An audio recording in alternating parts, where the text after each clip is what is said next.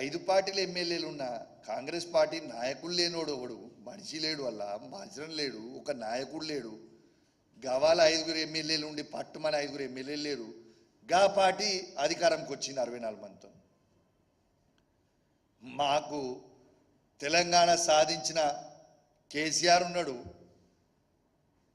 దాని కింద బలమైన నాయకత్వమైన కేటీఆర్ గారు ఉన్నారు, హరీష్ రావు గారు ఉన్నారు. ఇంత బలమైన పార్టీ ఉండి, ఎస్టాబ్లిష్ అయిన ఉన్న పార్టీ ఉండి మేము అధికారంకి రామన్నా. ఇంత అభివృద్ధి చేసినాం, ఎంత అభివృద్ధి చేసినాం బాస్. ఇలా మొత్తం తెలంగాణ రాష్ట్రంలో కేసీఆర్ గారు అభివృద్ధి చేయలేదని చెప్పే దమ్ము ధైర్యం ఏమన్నా ఉందా? ఈ 10 సంవత్సరాల ఛాలెంజ్, ఇది కూడా ఛాలెంజ్ ఇస్తున్నా.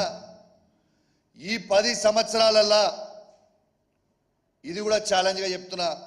కేసీఆర్ గారి కంటే ఎక్కువ అభివృద్ధి చేసిన రాష్ట్రాన్ని ఈ భారతదేశంలో ఏ కాంగ్రెస్ పార్టీ పరిపాలిస్తున్న రాష్ట్రం కానివ్వండి, లేకుంటే బీజేపీ పరిపాలిస్తున్న రాష్ట్రం కానివ్వండి, కేసీఆర్ గారి కంటే ఎక్కువ అభివృద్ధి చేసిందని చూపించే ధైర్యం ఎవరికైనా ఉన్నదా అని నేను అడుగుతా ఉన్నా. ఇంకోటి కూడా చెప్తున్నా బ్రదర్, అది మా ఎమ్మెల్యేలే అనుకోర్రి, పోయినోళ్ళే అనుకోర్రి. ఎవరైతే ఇవాళ కేసీఆర్ గారిని మోసం చేస్తున్న ఎమ్మెల్యేలు కావచ్చు, ఎవరైనా కావచ్చు, బిడ్డ ఎవరిని ఇచ్చిపెట్టాం. రేపు అధికారానికి వచ్చినాక గుర్తుపెట్టుకోర్రి. మీ లొసుకులు మాకు కూడా తెలుసు. మళ్ళీ మీరు కేసీఆర్ గారి దగ్గరకు వచ్చో, కేటీఆర్ గారి దగ్గరకు వచ్చో, హరీష్ రావు గారి దగ్గరకు వచ్చో, కాలు పట్టుకున్నా, ఏలు పట్టుకున్నా, లబో దిబో ఏడిచిన పార్టీలకు రానియం గుర్తుపెట్టుకోర్రి. ఇంతకు ముందున్న కేసీఆర్ గారు ఇప్పుడు ఉండరు. ఎటు పరిస్థితిలో ఎవరిని కూడా వదిలిపెట్టాం. మీ లొసుకులని మాకు కూడా తెలుసు. ఇప్పుడు మీరు అధికార పార్టీలో పోగానే మీ లొసుకులని మూసుకుంటే అని మీరు అనుకోకుర్రి.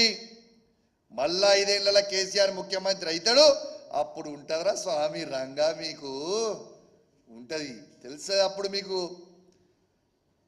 సమ్మ ఉంటుంది. అప్పుడు మీరు చూడురు ఏముంటుందో.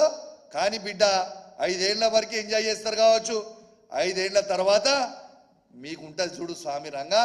తర్వాత చూడు ఎట్లుంటుందో మీ కథ. మీకు ఒక్కటే ఎగ్జాంపుల్ చెప్తా బాయ్. నేను పార్టీ కంటే పెద్ద ఎవరం కాదు, మీరు ఒక్కటి గుర్తుపెట్టుకోరు. నేను ఉన్న అందరు ఎమ్మెల్యేలకు కూడా చెప్తున్నా, మా బీఆర్ఎస్ పార్టీ ఎమ్మెల్యేలకి, మనం ఎవ్వరం కూడా పార్టీ కంటే పెద్ద కాదు. ఉదాహరణ మీకు చెప్తా, మా హుజరాబాద్ నియోజకవర్గం గురించే మీకు చెప్తా. ఇలా హుజరాబాద్ నియోజకవర్గంలో ఆనాడు టీఆర్ఎస్, బీఆర్ఎస్, ఆ రోజు టీఆర్ఎస్ ఉన్న పార్టీలో ఈటల రాజేందర్ గారు నంబర్ 2గా, కేసీఆర్ గారి కుటుంబం తర్వాత నంబర్ 2గా వివరించిండు. పార్టీ ఇచ్చిపెట్టిపోయిండు హుజరాబాద్ నియోజకవర్గంలో. ఇలా పార్టీ ఇచ్చిపెట్టిపోతే పార్టీ బతకలేదా? ఇలా తిరిగి మళ్ళా బీఆర్ఎస్ పార్టీ జెండా ఎగిరేయలేదా? కాబట్టి పార్టీ లేనిది మనం ఎవ్వరం లేం. మనకు మనం ఎక్కువ ఊహించుకుంటే బొక్క బోర్ల పడతాం, గుర్తుపెట్టుకోరు. ఈటల రాజేందర్ గారు పడ్డట్టు బొక్క బోర్ల మనం కూడా బొక్క బోర్ల పడతాం. కాబట్టి తస్మాత్ జాగ్రత్తగా ఉండురి. పార్టీ కంటే పెద్ద ఎవ్వరం కాదు. ఇవాళ మన అందరం కూడా కేసీఆర్ గారి పుణ్యాన, కేసీఆర్ గారి బొమ్మ మీద, కేసీఆర్ గారు చేసిన అభివృద్ధి మీదనే మన అందరం కూడా గెలిచినాం. ఎవ్వరు కూడా మర్చిపోకండి అది. కాబట్టి ఈ కష్టకాలంలో ఎమ్మెల్యేలుగా మన అందరం కూడా కేసీఆర్ గారికి అండగా నిల్చుందాం. మన బీఆర్ఎస్ పార్టీ కార్యకర్తలకు అండగా నిల్చుందాం. మన బీఆర్ఎస్ పార్టీని కాపాడుకుందాం. మన తెలంగాణ రాష్ట్రాన్ని కాపాడదాం. దయచేసి మళ్ళా కేసీఆర్ గారిని గద్దె మీద కుసబెడదాం. దయచేసి ఎవరికన్నా ఇంకా ఈ దాంట్లో ఉన్నవాళ్ళు కూడా ఈ ఆలోచన ఉంటే మానుకోండి దయచేసి నేను హెచ్చరిస్తా ఉన్నాను అని తెలియజేస్తూ, ఖచ్చితంగా అందరూ అర్థం చేసుకుంటారని, మా ఎమ్మెల్యేలు కూడా నన్ను నేను ఇట్లా మాట్లాడిన తప్పు పట్టకుండా నేను ఉన్న వాస్తవాలు కూడా నేను చెప్తున్నా. కాబట్టి దయచేసి అందరూ కూడా అర్థం చేసుకుంటారని విజ్ఞప్తి చేస్తూ సెలవు తీసుకుంటా ఉన్నాను. జై తెలంగాణ, జై కేసీఆర్. భయ ఒక్క నిమిషం ఒక్కటే పాయింట్. కొందరు ఈ కళ్యాణ లక్ష్మి విషయంలో వచ్చేవరకు ఇంకొక మాట కూడా చెప్తున్నారు. కాబట్టి నేను అది కూడా క్లారిటీ ఇస్తున్నా, ప్లీజ్ మీ ద్వారా తెలవాలి. కౌశిక్ రెడ్డి గారు అధికార పార్టీలో ఉన్నప్పుడు, ఎమ్మెల్సీగా ఉన్నప్పుడు ఆనాడు ఉన్న ఎమ్మెల్యే ఈటల రాజేందర్ గారిని పిలువలే కదా అనేది ఒక ప్రశ్న తెస్తా ఉన్నారు. నేను యావత్ తెలంగాణ ప్రజలకి తెలియజేస్తా ఉన్నాను. నేను ఎమ్మెల్సీ ఉన్ననాడు కూడా ప్రతి ప్రోగ్రాంకి ఆనాడు ఉన్న ఎమ్మెల్యే ఈటల రాజేందర్ గారికి అధికారులు అఫీషియల్గా పిలిచిండ్రు.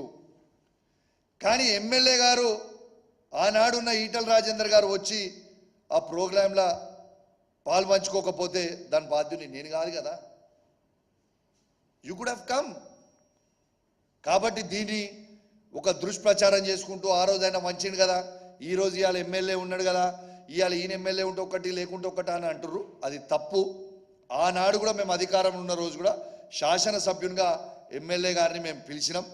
ఆ ఎమ్మెల్యే గారు రాకపోతే, ఈటల రాజేందర్ గారు ఆనాడు రాకపోతే నేను బాధ్యుని కాదు దానికి. దాన్ని పెట్టి ఇలా చేస్తామంటే నేనేం ఊకునేది ఏం లేదు.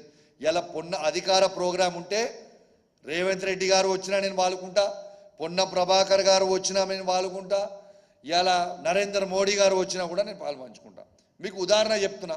మొన్న నరేంద్ర మోడీ గారు పెట్టిన పిఎం కిసాన్ ప్రోగ్రాంకి మొన్న మినిస్టర్ ఆఫ్ స్టేట్ సోమన్న గారు నా నియోజకవర్గానికి వచ్చారు. ఎస్, రిసీవ్ చేసుకున్నా, బొకే ఇచ్చిన, ఆయనతో పాల్పంచుకున్నా.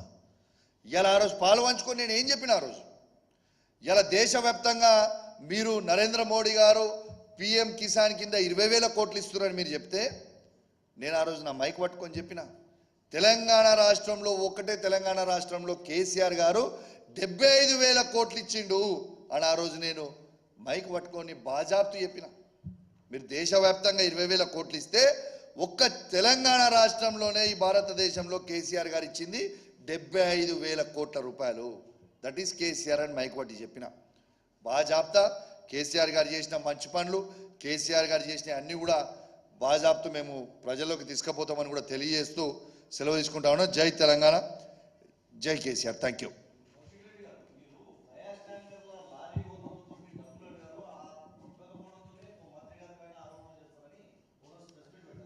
భయ్యా, నాకు ఉన్న డబ్బులే నేను ఏం చేసుకోవాలని నాకు అర్థం